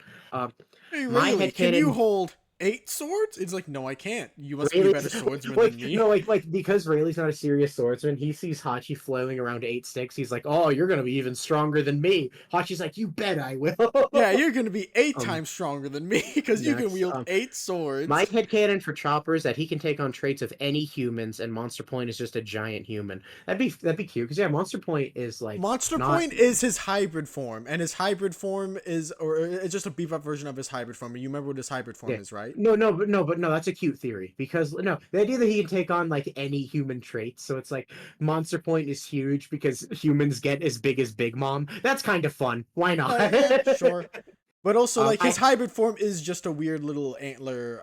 It is like 2 feet tall. Yeah, thing, and then so just beef that up, and that's what Monster Point is. If you remember, please insert the filler panel where Chopper is like an inch tall next to Law's leg here, if you can remember. Because it's so funny how small they made him. I haven't rewatched your opinions video, so I apologize if you've talked about these before. Oh, he has a few. Whiskey Peak fight was out of character for Zoro and Luffy. We've talked about this in this video. No. Yeah. Quick thing. No, it's not. Luffy was tired. His equivalent of drunk, so he ate too much, and was mad at Zoro because while Luffy would never suspect Zoro of a lot of things, Zoro, who always presents himself as a cruel, mean killer, waking up and saw that Zoro beat the shit out of a bunch of people, Luffy was like, Zoro, what the fuck? Like, obviously he wasn't thinking straight, because he was, again, like, his equivalent of drunk, but still. I saw some people say Nami hates Sanji in Whole Cake Island because she tells him she won't forgive him. Oh, like, they think she's... it's funny. Like, she hasn't gotten over it.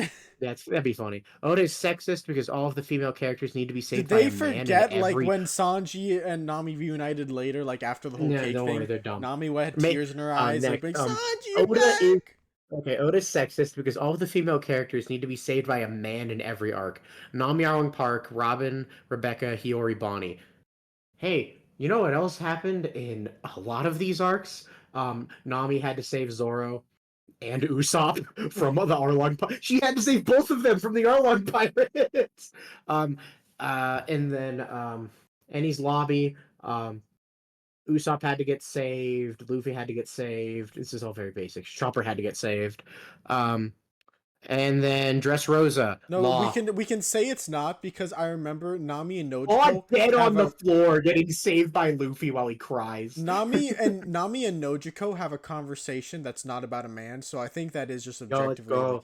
It passed the test. It passed the test. Next funniest one, Wano Hiyori. Dude, Wano literally has the scene where Sanji screams, "Help! Help! Robin!" Help! Mom! So, no, help! And then Bonnie in Egghead, where Luffy's main goal is to save an old man. Basically, One Piece characters are getting saved every arc, regardless of gender. It's not actually a trend. Shiki, you don't understand. Bonnie, punched Saturn at the end and all that, but like she was empowered because a man inspired her to. What's even funnier, Puff, is compare that to Vegapunk, who is actually just a fucking damsel. Oh god, it's funny. No, people get saved every arc, and what's funny is one of the few instances I can think of where a character gets targeted and people. One of my favorite ones is literally just Zoro being like, "She's a woman, you know, Enel," and Enel's like, yeah, "Fucking and." Enel's like, "I'm aware." We had a great conversation about history a little bit ago. You should have been there. And it's because like literally, what sort of focuses on that? They're like, you're fucking weird. Melon T and other YouTubers are saying Zoro is acting out right now, like kicking Loki, because he's super anxious that the crew is going to run into another situation like Sabaody. That's an interesting theory. I choose the alternate theory, which is that Luffy and Zoro are bickering little brothers, and Zoro's a fucking asshole, and he's kicking Loki because he's a prick. Sounds about right. Zoro's live-action actor had a statement saying he wanted to act more like Zoro's manga counterpart, but the script changed the way he approached the character. Well, yeah, it makes sense that when you're hired to play Zoro, you assume you're gonna play Zoro, and then you get a. Well, I mean that you could just intuit that he assumed he was gonna play Zoro because he knows who Zoro is, but then he didn't play Zoro, which evidently would have been because the script told him not to. Like that makes sense.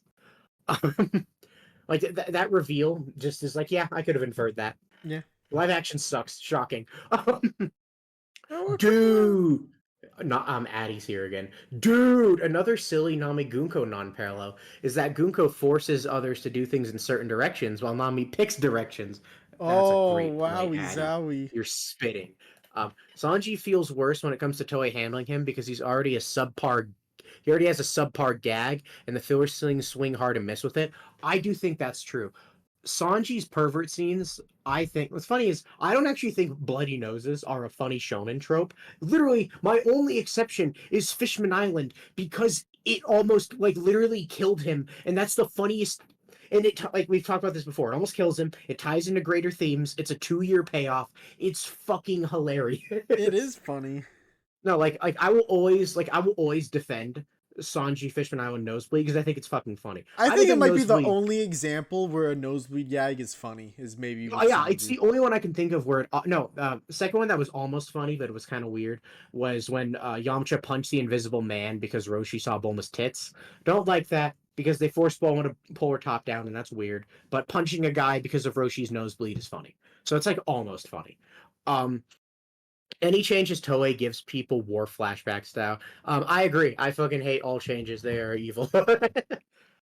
What would y'all's ideal One Piece video game be? Puff, you can go first because you know mine, and I've told you it 100 times. I had an answer for this one like a week ago, but oh, okay. All right, I'll give mine then. Know. I want a dating sim. Oh, that's a good one. I want to like date my way. Like I want to do Luffy's journey, but instead of fighting, I want to be dating. Like I want to date my way through each island. I think it should be like the cup noodle commercial, like school setting with all the characters. I think that'd be pretty good. That'd be cute. No, I actually want to go through each island in sequence and date my way through it. I can't explain how funny that would be. That'd be pretty good. Let me check what else. whilst it was short, Nami definitely didn't like Absalom. What did I say? Because yeah, I agree that Nami I think I got what my ideal One Piece video game would be. I want Mario Party with One Piece characters. Oh, that'd be really fun. I think that'd be pretty great, and Foxy's the host. Nice. Oh, okay. No, basically, we brought up how women in One Piece don't fight over men, and they brought up, well, technically there was Lola Nami, but even then, the point is they become friends, and friends. Yeah, Lola also, even turns on Absalom in order to save Nami. Oh, I mean, well, they know because they end the comment being like, also Nami is good because she's gay, because Nami is gay as fuck. There is comedy more evidence. Comedy in pre-time skip was 100 times better than it is now, but One Piece's comedy has not made me laugh out loud, excluding Brooks' first "Can I see your panties?" That's the only laugh out loud that's so weird. There's only been once where One Piece made me laugh so hard I fell out of my seat, and it was Katakuri. Nice. But I laugh out loud, I'd say almost every donuts. I think I laugh out donuts. I think I laugh out loud almost every chapter weekly. Like I think every weekly chapter I probably laugh at something. Like this last chapter, I laughed at Jinbei being all stoic and being like, "Hold on, I need to figure out how to get out of this. Stop nagging me, Nami." I laughed because that was funny. I thought that was really funny. Yes, I'd say One Piece's character is one of its greatest strengths, especially just Luffy bumbling around the East Blue. I would say Kingdom, among compared to One Piece, has much better character buildup and development in its first arc. You say that, but also Kingdom's first arc is famously the hardest thing to get through in the arc. I haven't read it in the longest time, so like I'm probably not the best judge right now. I remember it being a bit of a slog, but like I'm willing to believe it's better than I remember. I really believe it's good if you actually engage with it and like really think about it. But also, I thought it was boring. I do remember like specifically like like chapter 1 being incredibly strong. Nice. I remember that much. Let's see here. One Piece is more of a slow burn compared to other shonen like Naruto and Bleach, which come out guns blazing. I would say it's more so they all take radically different approaches. Bleach is monster of the week early on. Yeah. Like that's just what it is. Bleach is monster of the week. One Piece is a like happy, goofy adventure, and Naruto is land of fucking waves. I think one way that like One Piece is not a slow burn is the fact that it's a comedy, so it's very immediately comfy and fun to read. Yeah.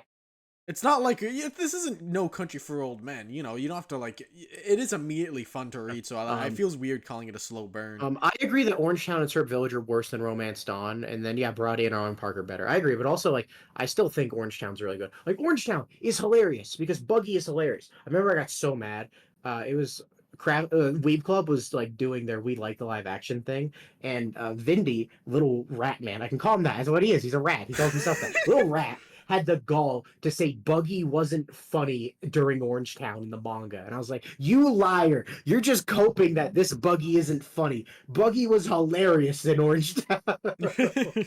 Fucking posing up and being like, fire the Buggy ball. Like he'd say flashy all the time. I fucking loved him. I love the way he would dodge Luffy, and it would be so funny. Oh, it'd be so funny. Next, like he'd try and like hook his neck, and he just dodge like, hey, "You suck, Straw Hat." Someone earnestly is like, "I want you to stop eating carrots because I want to watch these videos. They're fun." So I'm not eating anything right now. It gets good. Brody and Arlen Park are way better than Wano in a short span of chapters. No, they're not. Like I love Brody and Arlen Park, but no, they're not. I'm not agreeing to that. Oh, that's a long one. We'll save that. All right. I think pre-Arlong is still good, but I won't lie. It was during that arc when One Piece was like, yeah, it's a good shonen, maybe a bit overhyped till I finally get it. Yeah, everyone can have their different clicking moment. I don't even remember if I had one. I remember mine was definitely when Luffy fought Krieg, and then like you have Zeph being outside, like our chore boy knows no fear. I literally don't remember what my. It was that scene where the spear broke, and I'm like, oh my god. Next, counterpoint: Puff's crunching is actually funny. It's not. I disagree. If Chopper's a Forest God zone, then Brook is the Jesus Christ zone. Don't move on. Let's talk about this. No, fuck. We have a disagreement. Let's I'll kick you. I'll kick you. If he does this every time. Every time someone ruffles his feathers, he just wants to kick them. It's so. I've muted him so you guys can still hear him, but I can't. We live under fascism. Anyway, in this Discord. I can't hear him, but you guys can. Anyway, if Chopper is the Forest God zone, then Brook is the Jesus Christ zone because he can revive and walk on water. That is a better fucking point. Uh, I want to hear Shiki's opinion on Prime Gecko Moria versus current CP0 Rob Lucci. Does Prime? I like to imagine Prime Gecko Moria is just Mori is just I can give him Shadow's Asgard, but he's like athletic. Yeah, that's what I'd like to believe. In which case, probably still current Lucci, because like we know that Moria fought Kaido, but it's never really implied. No, dude. You see, it's the same thing. Lucci fought Luffy, but didn't do very well. Fuck Bullet. I want more Uta stands. We have a lot already, but I want more. Yeah, here's the problem. Uta is wanted by the girlies. So we need the power scalers to like Uta when they understand she's like verse wiping. Dude, Top Musica is top of the verse. You should stream one-on-one bet on Top Musica. You should stream Puff playing Thracia. I want to see him suffer through 24x. What the fuck does that mean? I don't know what that means. I guess you'll learn. Arthur acknowledged trans and non-binary people in One Piece in his recent. I hope they exist. He acknowledged them in his Puff. Hilarious out of context quote. Arthur literally acknowledged trans and non-binary people in One Piece in his recent One Piece races video. That's so funny out of context. He acknowledged them among the other races. All right, I meant to say this way earlier in the video. But the footage I'm using is from a game called Gravity Rush. That's like one of the best games ever made. Like not a whole it's super cool. I highly recommend it. This is footage of me playing it like when I haven't touched it in like 2 years, so I'm gonna suck ass. But like it's so fun, guys. Trust me. Play this game. Nice. Do me a favor and play this game. Do yourself a favor and play this game. Next, so this is someone defending the whole Nolan got too close to the truth, even though I don't know what the fuck he knew. When Nolan reported to the king what he saw in Jaya, it was noted that the king then forwarded his message to Marijois, so perhaps the government did in fact have something to do with Jaya being sent up to the sky and why Nolan was executed. There was a literal poneglyph and Shandians on the island. So the world government... What's the world government's beef with Shandians? All right, like let's assume there is because they have a poneglyph and maybe they were allied with the Ancient Kingdom or whatever the fuck. They could have wiped them off the map if they wanted to. There's no reason to assume that they couldn't at that point. No, and also the weird thing is like I know what they're talking about because I read Skype here recently. When they say contact Marijoa, they mean so that we can like go to the Grand Line, because the only legal way to go to the Grand Line is not up reverse mountain. That's what crazy people do. You go to Marijoa and you have go with a marine ship through the Calm Belt. No, you don't go through the Calm Belt. You go through... Oh, yeah, because Vegapunk didn't invent that. Yeah, you need to go over the red line. You need to get carried over the red line. Oh, right. You need permission to go to the red line. Then. Oh, I bet nowadays you ask to borrow a marine boat. So, like, again, could you retcon that to, like, you know, someone from Marijoa gets the message that this king wants to go there because Nolan said so, and then someone decides, oh, no, Imsam, he's gotten too close to the truth, and, all right. Did we not nuke Jaya yet? And it's like, no, we didn't. Oh, well, I guess we should get on that before Nolan reaches. And then they create a knock-up stream, which is like, how? How the fuck did they make a... This thing is like, the knock-up stream, as you pointed out, was already there, because earlier in Skypiea, when Nolan is already there, well, in Jaya, when Nolan was already there was earthquakes. And as you remember, Nolan literally lifted half of the island because the island was starting to split in two. Yeah. Because of the knock-up stream was repeatedly beating the shit out of the island. It was already a natural thing.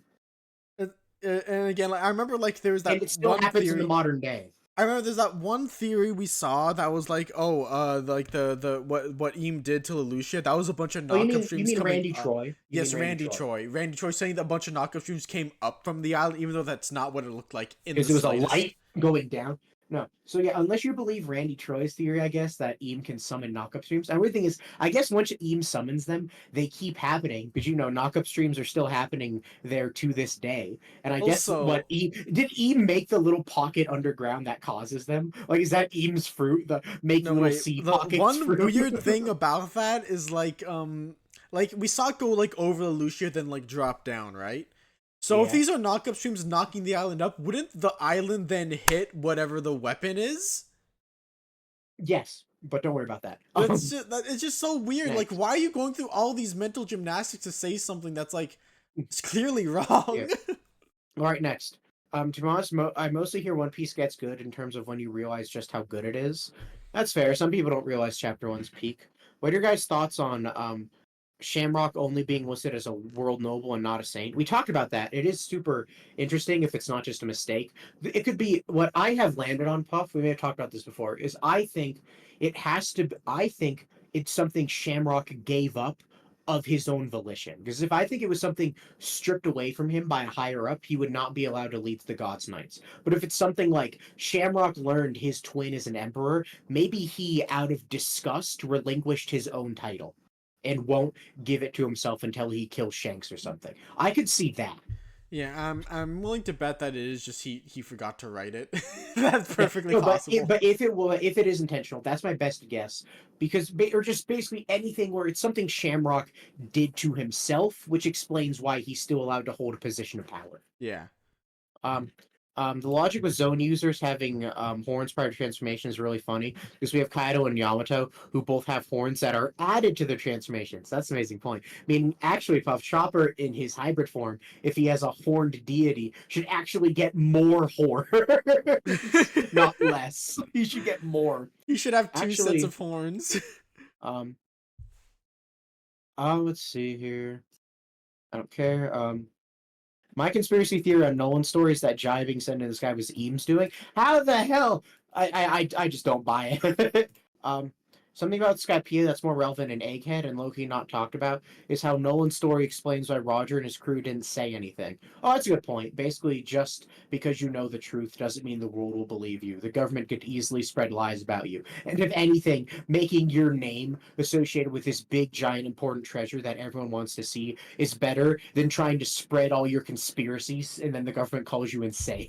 Yeah, it's almost like at the end of Nolan's life when he was being executed, everyone called him a liar. And like they maybe made a picture book calling him Nolan the liar. It's almost like something. Like someone brought up a kind of cute idea. What if for like the what if they won situations? What if Blackbeard got Luffy at Jaya, which is really funny because unless they already know at that point that Luffy is Dragon's son, they're not going to execute him. They're just going to throw him in jail. If they do know he's Dragon's son, they will do a public execution, in which case, all I'm saying is Ace is a lot more useful on a battlefield than Luffy. It is kind of weird because like that's not quite the premise of the tier list we were thinking. I know, of. But that maybe changing it to that could be cool. Yeah, because like it's kind of like we could do Blackbeard once One Piece ends and we know what it means to get the One Piece. True. Like it's kind of like assuming that like say I don't know, Thanos wins and then you have to live in the world where half your loved ones are dead. How does that rate compare? Yeah, that's what we wanted to like to like say if the anti-spirals won and we all had to live underground. We were a hive mind. Yeah. Next, they listed a bunch of canon theories. Some of these are great, like Blackbeard having multiple personalities. No, the fuck he doesn't. The problem with using Buggy as an example for Warlord level is because people are. I don't care. I've got a bad One Piece opinion. After Alabasta, after Luffy fought Vivi at Alabasta, he had visible signs of damage, which is impossible. This was either this was an old indicator that she had more going on, plus the Lily revelations, or Oda just wanted Luffy to look beat up.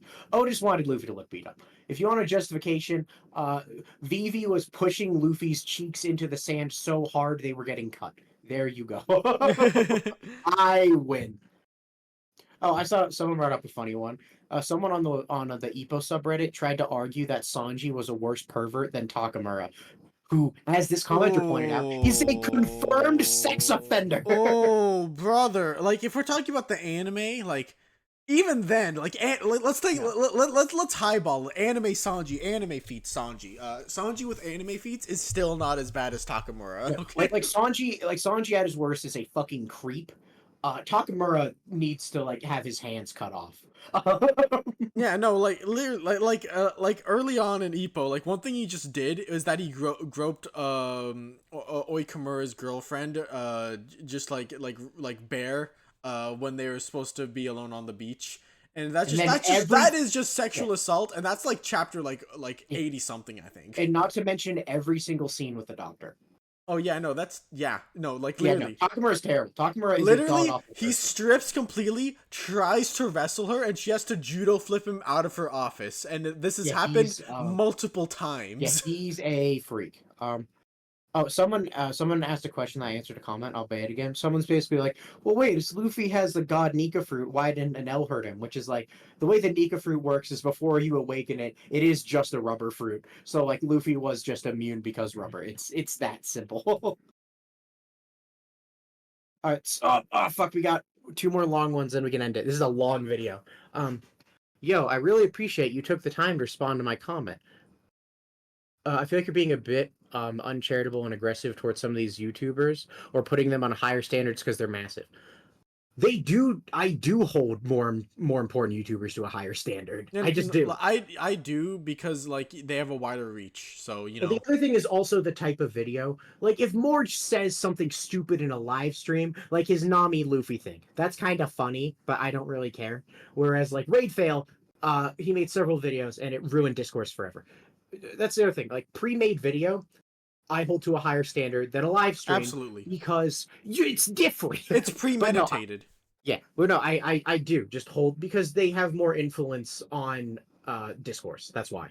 I don't care if some 100 sub channel says that Ace isn't dead. Here's why. If anything, I'll encourage it.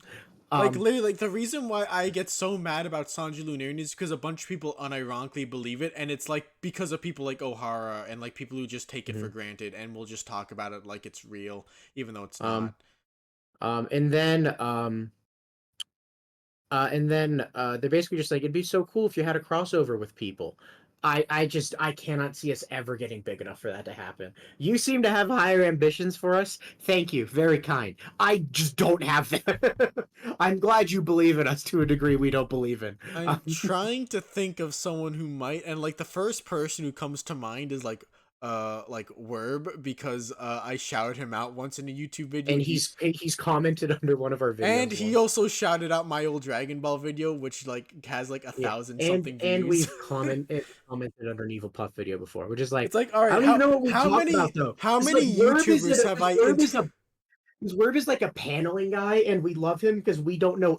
We're shit at talking about paneling, which is why we like him so much. Like, I thought, like, who have we interacted with in an official capacity? And it's like, WhAmEn, kind of. Yes. Kind of. So, like, and also just, like, I don't know what we'd even talk about. Like, also, One Piece is an art, so I do genuinely believe people can approach them and include dictating what's canon. Like me, as long as the anime fillers don't contradict the stories, it's canon in my book, like G8. Well, no, that's like, if we get, like, hyper literal, canon is arbitrary, and what's canon to you is whatever you want. Like, that is literally what canon is. Like, canon's not a measure of quality. If something is a cool piece of characterization for Usopp, go ahead, run with it. I think Robin, being a very dramatic actor, is very fun inclusion for a character. Like, I think the big arguments for canon are the 2 things we talk about a lot, which are theories and criticism. If you criticize something for being inconsistent and you bring up something uncanon, you are useless. And if you try to predict Oda's writing by using something he didn't write, you are also useless. Yeah. But if you just be like, G8's goated, so I'm gonna treat it as canon. Yeah, sure. Who cares? And same with the Viver cards. People use them to try and say something fucking brain dead about Yamato, so I don't fucking care. Let's see here. I don't think anybody is wrong or stupid for that. I also think those who deliberately misinterpret them are dumb, but simply not being a manga only or not treating manga material as canon are not wrong. Well, again, it depends. Like, if you just want to talk about how much you love G8 and why you think it's a masterpiece, that's valid. But if you want to say G8 proves that, like, fuck it. What's something G8 could do? It's a difference between being positive too, but it's like, if you use G8 to prove a theory about Katakuri joining the Straw Hats or something, I'm probably going to immediately say Oda didn't fucking write G8.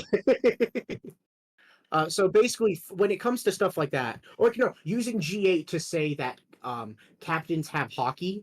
All captains have hockey because Captain John held down. He was a captain, right? Or was he a vice admiral? I think he was a captain. Okay, Captain John held down a meatball with his fork while Luffy pulled it, something you could only do with armament hockey. Like if you do something like that, I'm gonna be like, cute interpretation, but also remember this won't have any implications on that's it. It's really does have implications on the greater story. Yeah. Because if you try to use filler to prove that it will, you're silly because no, it's not canon. But if you just want to talk about it because you like it, go right ahead. Also, like again, you can't just treat the anime as its own canon. Just Yeah, say which just say it's canon to the anime. Because it is canon to the anime as far as I can tell. Someone has a theory that York and Blackbeard will have an alliance, but Dragon will ruin their plans. Somehow Teach wants to get in there, and Saturina Devon. That's an amazing name, thank you. We'll take command of the Seraphim, where I think Dragon comes in. Click Trio and Kuma showed up on ACAD, and they talk about he was no longer responding. Wiki claims Kuma says yes, master in the Japanese. Dragon will basically they think that Shaka secretly programmed Dragon into the priority list for Pacifista or Seraphim. That's fun. I like that idea. That's a fun idea. Yeah. That sounds like something he might do. I like that theory. Someone's talking about subversions here. This is very big. Basically, they talk about how people overhype subversion, but sometimes One Piece does do subversion, and it's very interesting. Sorry, I'm not reading your whole comment out. It's very good, but we have been doing this for a hot fucking minute. That's it. It's a good comment. Yeah, sometimes One Piece does subversion, sometimes it doesn't. People who dictate series quality solely by the amount of subversions are stupid. We're done. Yeah, one thing that like I feel like not enough people talk about is that like One Piece is subversive, but because it does so through its comedy, some people might not even like realize it or like discount it. And like again, I still stand by Zoro saying, "When you show up, I'll have all the samurai working under me." And then the first thing we see Zoro do at Wano is get executed for murder. That's funny. Or even like more obvious ones like Katakuri, like, oh, he's the perfect man. He's such a badass. Whoa. All right. We're done. Hooray. We're done. I'm gonna have to loop the Gravity Rush footage like 3 times. Hilarious. All right, I'm gonna go see what Moga's doing. Bye.